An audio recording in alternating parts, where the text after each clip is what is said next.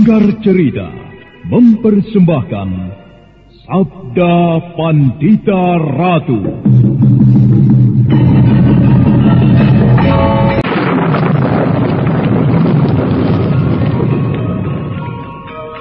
Sabda Pandita Ratu. Naskah ditulis oleh Pondra Swasti Langit, diolah oleh Agung Bahrodi, didukung oleh artis-artis terkemuka Ferry Fadli, Eli Ermawati, M. Abud, Ivone Rose, dan lain-lain. Teknik dan montase Ibing Arifin, dengan sutradara Dian Pertiwi. Sabda Pandita Ratu. Kali ini dalam episode ke-19 dengan judul Purwakala Pangeran Pati.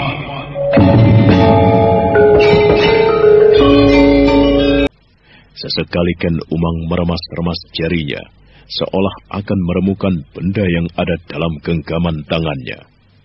Ken Umang termangu, kemudian terbayanglah wajah Senopati Diposari. Terngiang apa yang diucapkannya.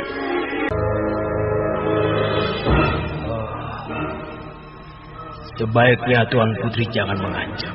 Jika Tuan Putri bermaksud membahayakan hamba, lebih baik Tuan Putri mempertimbangkannya sekali lagi. Apabila sampai terjadi hamba mengalami celaka, Tuan Putri, maka akan terjadi pertumpahan darah dan karang abang. Cerita tentang hubungan adik ipar dan kakak iparnya itu akan meluas. Dan andai kata Baginda mendengarnya, maka Baginda tentu akan sangat marah. Dan tumpahan kemarahannya akan berarti sebuah perang lagi antara Kediri dan Singasari. Atau tepatnya, perang pribadi antara Tuanku Baginda dengan Kakang Rangga Lampitan di Kediri. Apakah hamba perlu membeberkan hubungan adik dan kakak ipar itu di hadapan Tuan Putri? Padahal Tuan Putri sangat tahu jalan ceritanya. Bahkan Tuan Putri adalah salah seorang pelakunya. Nah, menurut hamba, Tuan Putri saat ini sedang hamil. Sebaiknya Tuan Putri lebih memusatkan diri untuk menjaga kehamilan itu. Jangan sampai terjadi bayi itu meronta lahir sebelum waktunya. Senopati Diposari itu benar-benar berdebah, sial. Dari mana ia bisa mengetahui kisah itu? Yang bercerita kepada Diposari itu benar-benar bermulut panjang. Hah, sial. Sang waktu terus beranjak menapaki siang yang terus bergerak pula. Matahari telah menang mengalahkan gumpalan mendung di segala penjuru. Sang waktu itu menjadi saksi pula atas apa yang menggetarkan kota Raja Singasari. Saksi atas lenyapnya Anusapati. Saksi atas apa yang dilakukan Ken Umang untuk menempatkan keturunannya yang masih berada dalam kandungan agar kelak bisa menduduki tahta pewaris kerajaan. Menjadi saksi pula atas apa yang dilakukan oleh Ken Arok yang menghajar pohon tumbang yang menyumbat Kali Sungatan. Siapapun dan dimanapun sibuk membicarakan hal itu. Kalau menurutmu, maksudnya menurut penilaianmu bagaimana? Jika pendapatku, apa yang dilakukan Baginda itu wajar dan bisa dimengerti. Bagaimanapun juga, Baginda tentu berkeinginan agar keturunannya sendiri yang menjadi Pangeran Pati. Bukan keturunan orang lain. Pangeran Pati itu anak aku Wutunggul Ametung, bukan anak Sri Baginda.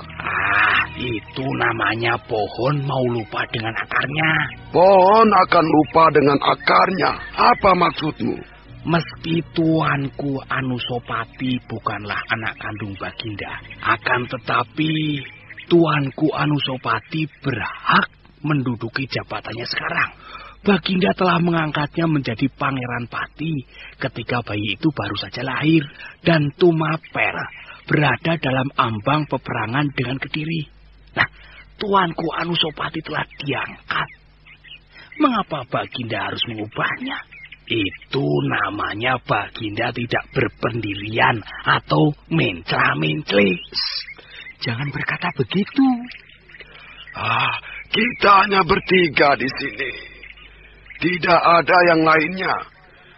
Jika sampai apa yang aku katakan itu sampai di telinga Baginda, maka di antara kalian berdua yang tentu telah melaporkannya. Ya, Tetapi meski kita hanya bertiga di sini, janganlah kasar seperti itu.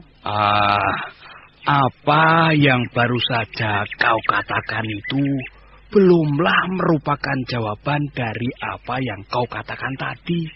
Sama dengan pohon lupa pada akarnya itu tadi, gimana artinya? Ayo. Artinya ya sudah jelas. Cikal bakal dari Singasari ini adalah Tumapel. Memang tidak dipungkiri, Tumapel bisa menjadi pusat kerajaan adalah karena Sri Baginda. Namun, Sri Baginda tidak bisa mewujudkan Singasari tanpa mengawini Tuan Putri Kendedes. Tuan Putri Kendedeslah yang memiliki hak atas Tumapel. Waktu itu, setelah aku Tunggul Ametung tewas, kematian aku Tunggul Ametung itu sendiri, semua orang bisa menyebut dengan jelas siapa sebenarnya pelakunya. Kebo Ijo yang mati itu hanyalah korban fitnah. Kenarok yang menfitnahnya.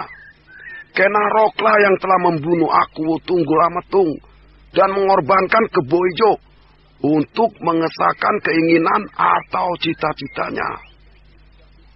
Hati dan perasaanku tidak bisa menerima jika tuanku berlaku kejam terhadap Pangeran Pati Anusapati. Kalau aku lain lagi. Apa yang dilakukan Baginda di masa silam itu sah-sah saja. Apa maksudmu, toh? Ada pepatah yang mengatakan, Jerbasuki Mowobeo. Untuk menuju keberhasilan itu membutuhkan biaya atau pengorbanan. Itulah gambaran yang jelas dari apa yang dilakukan oleh Sri Baginda. Kalau pendapatku, soal siapa bisa menjadi raja adalah soal wahyu. Dan Baginda memilikinya. Coba bayangkan, siapa Baginda itu sebelum menjadi raja? Ia orang yang sama sekali tidak diketahui asal-usulnya. Bahkan pekerjaannya antara lain merampok. Tetapi meski Baginda itu dulu perampok, namun karena Baginda memiliki sifat-sifat atau ciri-ciri seorang raja, maka ia kuat menerima wahyu itu. Baginda bisa menjadi raja. Untuk menjadi raja itu, Baginda tentu saja membutuhkan jalan, membutuhkan pengorbanan. Dan yang dijadikan korban atau pengorbanan antara lain adalah Kebo Ijo. Lalu tuanku aku Tunggul Ametung. Persoalan terbunuhnya Kebo Ijo dan aku itu tidak perlu dipersoalkan.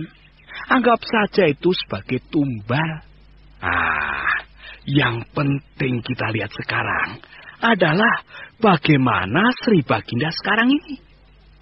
Ken Arok berhasil membawa Tumapel menjadi Singasari yang besar. Mengalahkan Kediri yang semula adalah tidak masuk akal dan mustahil.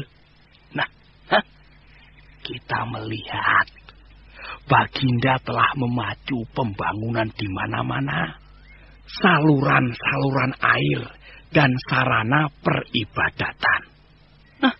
Belum lagi apa yang baru saja kita saksikan. Tanggung jawab Sri Baginda yang sedemikian besar terhadap rakyatnya. Coba, kalau yang jadi raja itu kau, atau yang lain, apakah kau berani menanggung akibat yang luar biasa dengan menjebol penyumbat kali Sungatan? Hanya untuk mencoba menyelamatkan agar Singasari tidak tenggelam dari bahaya banjir. Iya, Bora? Ya. Mungkin aku bisa menerima. Tetapi bagaimana dengan Pangeran Pati? Baginda berusaha membatalkan pengangkatan tuanku Anusapati menjadi Pangeran Pati itu. Apakah kau masih bisa mengerti? Ya, kalau aku kira masih bisa diterima. Baginda itu meski seorang raja, tetapi beliau manusia biasa. Seperti aku dan kau, semuanya ini, maksudku, Pikirannya tentu menggunakan pikiran cara manusia, bukan cara dewa atau cara yang lain. Baginda tentu ingin, andai kata kelak Baginda mangkat, keturunannya lah yang akan menggantikannya. Aku tetap sulit menerima.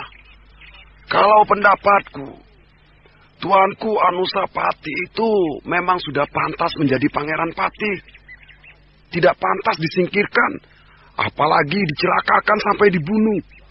Kalau ditelusuri, yang lebih jahat lagi itu Kenumang. Istri muda Baginda itu menyimpan hati yang gelap, jahat. Tuan Putri Kenumang itu mestinya tahu diri.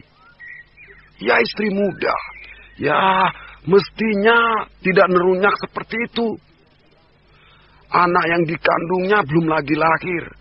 Akan tetapi sudah salang tunjang, tidak karuan tingkahnya. Wah, kalau Anusapati itu sudah dewasa, Pangeran Pati itu masih bayi. Bayi. Enak sekali. Pegal-pegal dan memar yang terasa jaram di sekujur tubuhku telah lenyap. Aku sudah merasa sehat, Kendedes. Sebaiknya Tuanku tetaplah beristirahat di Pembaringan. Apakah Diposari sudah datang? Hamba Tuanku, hamba akan memerintahkan seorang prajurit untuk melihatnya. Suruh Diposari menghadapku. Hamba Tuanku. Hamba telah menghadap Tuanku. Hamba mengaturkan sembah. Aku terima sembahmu, Diposari. Bolehkah hamba mengetahui bagaimana dengan keadaan Tuanku Baginda? Seperti yang kau lihat sendiri, Diposari, aku ternyata masih diberi umur panjang. Namun semuanya itu tidak lepas darimu, Diposari. Andai kata kau tidak menyelamatkan aku dari ganasnya luapan kali sungatan itu, mungkin sekarang aku telah terkapar menjadi mayat. Aku mengucapkan terima kasih sekali, Diposari. Hamba merasa malu, Tuanku. Kenapa? Hamba tidak sepantasnya menerima ucapan terima kasih dari Baginda, Tuanku.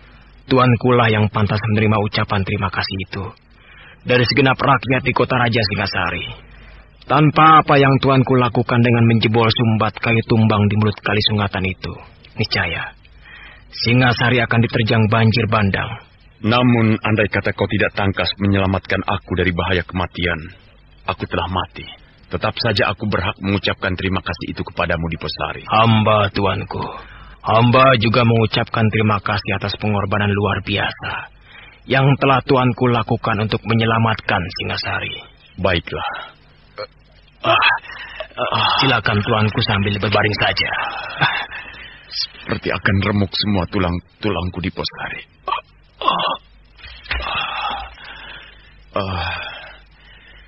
Sekarang marilah kita berbicara soal yang lain. Apa yang bisa kau laporkan kepadaku selama aku mengunci diri di ruang semadi, Diposari? Mungkin kau bisa melaporkan tugas-tugas yang telah aku bebankan kepadamu. Mulailah dari Senopati Jombokeling. Hamba mohon ampun, Tuanku. Perhatian hamba terpecah-pecah terhadap banyak hal. Pencarian Tuanku Anusapati belum ada titik terang. Kemudian belum lagi hamba berhasil menemukan dan menangkap Senopati Jombokeling. Singasari digegerkan oleh hujan deras yang hampir saja menimbulkan bencana. Tuanku, hamba merasa kesulitan mendapatkan kesempatan untuk memikirkannya. Aku bisa menerima alasanmu itu, Diposari, dan aku bisa mengerti. Ruang gerakmu memang sempit. Malam pertama di saat Baginda bersemedi, ada orang tak dikenal menyusup masuk ke dalam istana Tuanku. Orang itu mengenakan caping lebar dan mampu mengubah wujud seperti Tuanku. Orang bercaping? Hamba, Tuanku. Orang itu mempunyai kemampuan mengubah wajah, bahkan meniru wajahku. Demikianlah, Tuanku. Gila. Apa yang dilakukan oleh orang bercaping itu, Diposari? Beberapa orang prajurit memberikan kesaksian melihat orang bercaping masuk ke dalam istana dengan melompati dinding. Hamba kemudian memerintahkan untuk mencari orang bercaping itu. Seluruh sudut istana telah hamba jelajahi. Ya, akan tetapi hamba tidak berhasil menemukannya, Tuan. Jika orang itu mampu mengubah wajah, maka orang itu mempunyai ilmu kanuragan yang sangat tinggi. Andai kata orang itu menguasai aji panglimunan, maka kau memang tidak bisa berbuat apa-apa di Posari. Hamba, tuanku. Kenyataannya memang demikian. Lanjutkan. Seluruh sudut istana hamba aduk. Hamba mohon maaf, telah lancang memaksa memeriksa kaputren Tuan Putri Ken Dedes dan Tuan Putri Ken Umang untuk mencari orang itu. Namun hamba tidak berhasil. Akan tetapi tuanku, justru orang itu yang kemudian menampakkan diri, Tuan. Orang bercaping itu menampakkan diri? Hamba, tuanku. Oh, lalu? Segenap prajurit telah mengepungnya. Namun yang mengejutkan, ketika orang bercaping itu membuka capingnya dan kemudian menampakkan wajahnya, orang itu adalah tuanku Sri Baginda. Gila! Aku tidak melakukan hal itu, Senopati Diposari. Hamba, tuanku. Hal itu hamba ketahui setelah hamba mengejar orang itu sampai di alun-alun. Orang itu telah mengubah wajah menjadi wujud yang lain. Dan orang itulah yang kemudian memberi petunjuk kepada hamba bahwa di samping orang bercaping itu, ada orang lain yang juga menyusup ke dalam istana di kaputren Tuan Putri Ken Umang. Engkau berkata sebenarnya, Senopati Diposari. Hamba, tuanku. Gila! Apa yang mereka lakukan? Hamba tidak tahu. Namun hamba bersama beberapa orang prajurit memaksa untuk memeriksa kembali kaputren Tuan Putri Ken Umang. Orang yang menyusup masuk ke kaputren Tuan Putri Ken Umang itu tidak berhasil hamba temukan. Namun orang bercaping itu memenuhi janjinya. Janji apa? Untuk menangkap orang tak dikenal itu. Apa yang dilakukannya? Tiba-tiba, tuanku, sebuah pisau melesat dan menancap di tangan orang tak dikenal yang kemudian kemanungsang setelah bersembunyi di balik aji Panglimunan, tuanku. Nah, orang itu sekarang hamba tahan di ruang pakunjaran. Keparat! Berani benar Ken Umang bertindak sedeng kepadaku. Khianat! Hamba, tuanku. Hamba mohon agar tuanku tidak tergesa marah. Orang yang menjadi tamu Tuan Putri Ken Umang itu tidak menampakkan adanya hubungan dengan Tuan Putri Ken Umang sebagaimana layaknya lelaki dan perempuan. Lelaki itu sudah tua, tuanku. Dan Tuan Putri Ken Umang memanggilnya dengan sebutan Paman Paraji. Kalau begitu, apa yang dilakukan tamu kurang ajar yang berani menyusup istana dengan cara yang tidak patut itu? Bagaimana? Hamba belum memeriksanya, tuanku. Karena hamba berpendapat tuankulah yang berhak memeriksa. Karena apa yang dilakukan oleh orang tak dikenal itu sangat khusus. Baiklah. Aku hargai apa yang kau lakukan itu di Posari. Dan aku merasa tidak sabar lagi. Seret orang yang berani menyusup ke kaputren Ken Umang itu kemari. Hamba, tuanku. Diposari telah keluar dari bilik Ken Dedes dan kemudian bergegas menuju ke ruang pakunjaran. Diposari tidak memerintahkan kepada prajurit untuk melakukan tugas itu, tetapi dilaksanakannya sendiri. Dan tidak berapa lama kemudian, Diposari telah kembali membawa tahanan yang oleh Ken Umang dipanggil dengan sebutan Paman Paraji. Tangan kiri dan kanan serta kedua kaki orang itu diborgol dengan rantai besi. Tuanku Baginda, inilah orangnya yang telah hamba laporkan itu. Aku sudah mengira hanya orang yang bodoh yang berani meremehkan istana Singasari. Dan yang aku lihat ternyata memang gambaran wajah orang yang bodoh dan tidak menggunakan akal pertimbangan. Orang tua, jangan menunduk. Kau telah berani menyombongkan diri dengan memasuki istana tanpa izin. Kau menyombongkan diri karena kau memiliki ajian Panglimunan. Di istana Singasari, ajianmu itu tidak laku. Nah, jangan mempersulit diri. Ayo ceritakan. Apa yang telah kau lakukan di istanaku? Lelaki tua itu termangu dalam diam. Tidak menjawab kata-kata Ken Arok. Wajahnya tetap menunduk. Diposari. Hamba tuanku. Jambak rambutnya dan paksa ia memandangku. Hamba tuanku. Wajahmu penuh dengan luka. Rupanya kau jenis laki-laki yang keras. Hidup dalam dunia yang penuh dengan kekerasan. Kau jadikan itu modal untuk menyombong di hadapanku. Hamba. Bagus. Bagus. Ternyata kau bisa berbicara di sana.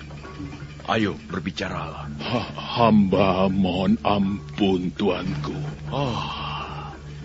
Kau mau meminta maaf. Artinya kau mengakui telah berbuat kesalahan. Ayo sebut siapa namamu. Hamba Paraji Gading, tuanku. Paraji Gading. Namamu Paraji Gading. Aku seperti pernah mendengar namamu disebut-sebut. Siapa kau? Hamba tuanku. Hamba pernah berjumpa dengan tuanku di Padang Karautan. Padang Karautan? Di Padang Karautan. Oh, kau perampok itu. Kau yang menyandera seorang perempuan di Padang Karautan. Hamba tuanku.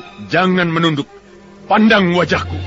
Orang itu memang benar Paraji Gading, paman Guru Kameswara yang pernah berkhianat terhadap perguruan pesanggaran. Wajahnya penuh luka akibat tercebur ke dalam jurang saat terjadi perebutan air suci di Kampang Ayun. Beruntunglah, meski dia jatuh ke dalam jurang yang dalam, tetapi peristiwa itu tidak merenggut nyawanya. Ken Arok kemudian melihat dengan jelas orang itu adalah benar Paraji Gading. Paraji Gading? Hamba tuanku. Kau adalah paman Guru Kameswara itu? Hamba adalah bekas paman Guru Kameswara. Aku pernah mendengar namamu, Paraji Gading. Akan tetapi namamu bukan jenis nama yang baik, nama yang buruk. Seperti nama Boja Pradata, Tranggana, dua orang kakak seperguruan itu. Lalu apa yang kau perbuat di istanaku ini? Apa yang kau lakukan dengan perilaku malingmu itu? Kau memasuki istanaku tanpa izin. Itu bisa membuatku menjatuhkan hukuman mati kepadamu. Kau akan dirajam, dan mayatmu akan dibuang di hutan. Jawab, apa yang kau lakukan di keputren istriku itu? Hamba mengunjungi Tuan Putri Ken Umang. Oh, engkau mengunjungi Ken Umang istriku? Iya. Untuk urusan apa kau mengunjunginya itu? Mau merusak pagar ayu? Hamba mohon ampun, tuanku. Hamba telah berani mengatakan bahwa Ken Umang adalah keponakan hamba. Keponakan? Hamba, tuanku. Ken Umang mempunyai paman yang kelakuannya seperti kamu. Hamba mohon ampun, tuanku. Pembicaraan itu terganggu oleh munculnya seorang emban yang menghadap. Ada apa, Bibi Emban? Hamba mohon ampun Tuan Putri Ken Dedes dan Tuanku Sri Baginda. Berkatalah, ada apa? Tuan Putri Ken Umang mengajukan permohonan untuk menghadap. Ruangan itu tiba-tiba menjadi hening, seperti ada setan yang lewat, yang kehadirannya sedemikian mempesona hingga sanggup menghentikan percakapan yang terjadi. Ken Dedes menundukkan wajah. Ken Arok memandang ke arah emban, sedangkan Diposari membuang tatapan wajahnya ke arah lain. Ken Arok yang kemudian memandang ke arah Ken Dedes, belum juga mengambil keputusan. Ken Dedes kemudian menoleh pada Bibi Emban. Bibi Emban, hamba Tuan Putri. Persilahkan Tuan Putri Ken Umang untuk masuk ke ruangan ini. Baginda menerimanya. Hamba Tuan Putri. Bibi Emban itu melangkah keluar meninggalkan ruangan bilik pribadi Ken Dedes. Dan tidak berapa lama kemudian, pintu kembali terbuka. Nampaklah Ken Umang yang hamil itu ragu-ragu melangkah. Ken Dedes segera turun dari duduknya di tepi pembaringan dan menjemput Ken Umang. Bagaikan orang yang kebingungan, Ken Umang diam saja ketika Ken Dedes memegangi tangannya dan kemudian menuntunnya mendekat Ken Arok. Teriris hati Ken Arok melihat kebesaran jiwa Ken Dedes yang luar biasa itu. Ken Umang pucat pias wajahnya ketika melihat Paraji Gading juga berada di ruangan itu, duduk bersimpuh dengan tatapan mata menghunjam ke lantai. Hamba... Duduklah, Ken Umang. Apa yang telah terjadi, Tuanku? Aku hanyut di kali Sungatan karena berusaha menjebol pohon raksasa tumbang yang menghalangi kali itu untuk mencegah Singasari dari bahaya banjir. Untung ada Diposari yang telah menyelamatkan aku. Seperti inilah keadaanku. Kang Mbok Ayumu telah merawatku sebaik-baiknya. Dan aku merasa semakin baik. Hamba mohon ampun, Tuanku. Seharusnya hamba merawat Tuanku. Baru saja kami sedang berbincang, Ken Umang. Aku sedang meminta keterangan dari orang yang bernama Paraji Gading, yang berani menyusup ke dalam keputrenmu. Apa yang bisa kau ceritakan kepadaku, Ken Umang? Ken Umang menoleh kepada Paraji Gading. Kedua tangan lelaki itu dirantai kuat-kuat. Ken Umang menggigit bibir. Perempuan hamil itu menoleh pada Diposari. Tetapi Diposari menunduk. Ken Umang merasakan dadanya akan retak ketika melihat Diposari berusaha menyembunyikan senyum. Bagaimana, Ken Umang? Apakah yang bisa kau ceritakan kepadaku, suamimu ini? Apakah aku harus mencurigai orang ini sebagai orang yang merusak rumah tangga orang lain? Merusak pagar ayu karena berani memasuki bilikmu? Ampun, Tuanku. Berbicaralah. Apa yang akan kau katakan, Umang? Hamba memohonkan ampun untuk apa yang telah dilakukan Paman Paraji Gading, Tuanku. Kau memintakan maaf untuknya. Ceritakan kepadaku, Umang. Ada hubungan apa antara kau dengannya? Hamba, Tuanku. Hamba memang mengundangnya untuk datang ke istana. Apa yang kau lakukan itu, Umang? Andai kata sepengetahuanku, aku tentu tidak akan mempersoalkannya. Bahkan tanpa sepengetahuanku sekalipun. Asal orang ini melewati regol, meminta izin melalui prajurit pengawal istana, aku tidak akan mempersoalkan. Akan tetapi apa yang dilakukannya seperti maling. Hamba yang bersalah, Tuanku. Sekarang katakan, untuk keperluan apa kau mengundang Paraji Gading ini menyusup ke istana? Katakan, Umang. Hamba, Tuanku. Hamba memintakan maaf untuk Paman Paraji. Akan tetapi, hamba mohon ampun. Hamba tidak bisa menceritakan untuk keperluan apa hamba mengundangnya datang ke istana. Kau sadari kata-katamu itu, Ken Umang? Kau tidak lupa kau sedang berhadapan dengan siapa? Hamba, Tuanku. Hamba tentu tidak akan berani menyembunyikan rahasia apapun di belakang Tuanku Sri Baginda. Akan tetapi, hamba akan menceritakannya hanya kepada Tuanku. Hamba tidak ingin ada orang lain yang mendengar. Rona wajah Ken Arok berubah. Ken Arok merasa jengkel dan marah dengan apa yang telah dilakukan oleh Ken Umang itu. Saudara pendengar, untuk mengetahui jawabannya, ikutilah kelanjutan kisah ini dalam seri berikutnya. Sampai jumpa.